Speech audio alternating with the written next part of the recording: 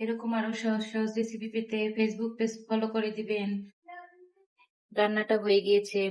আসসালামু আলাইকুম। কেটে ধুয়ে পরিষ্কার করে কিছু মুরগির মাংস নিয়েছি, এখন আমি রান্না করব।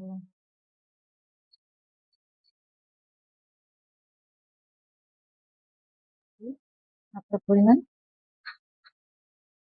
গরম মশলাটা দিয়ে দিচ্ছি।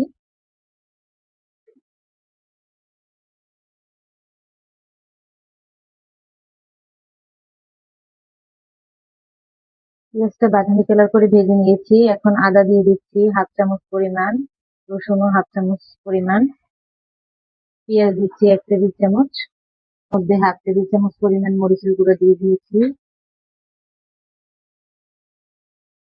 1 চা চামচ হলুদ গুঁড়ো দিয়ে দিচ্ছি, 1 চা চামচ জিরা গুঁড়ো দিয়ে দিচ্ছি, ধনিয়া গুঁড়ো দিয়ে দিচ্ছি 1 টেবিল চামচ, টেবিল চামচ পরিমাণ লবণ দিয়ে দিলাম। মশলাটা সুন্দর করে কষিয়ে নেব। সামান্য পানি দিয়ে দিচ্ছি কষিয়ে নেওয়ার জন্য।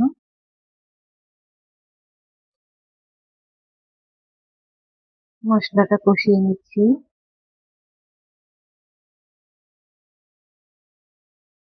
মশলাটা কষিয়ে নেওয়া হয়ে গিয়েছে, এখন আমি চিকেন গুলো দিয়ে দিচ্ছি।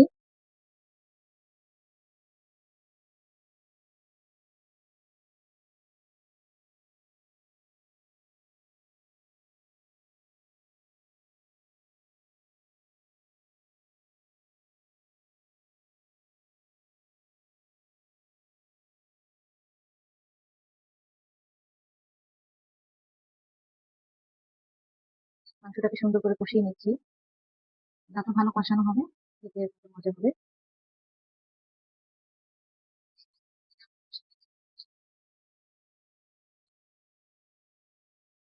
তাই এভাবেই রান্না করা হয়।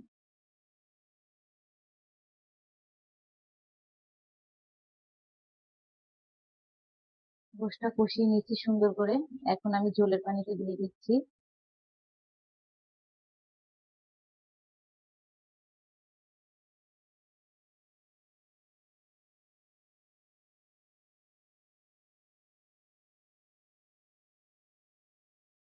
কালারটা সুন্দর।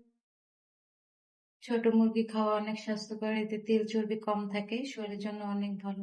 এরকম আরো সহজ সহজ রেসিপি পেতে ফেসবুক পেজ ফলো করে দিবেন। আল্লাহ হাফেজ।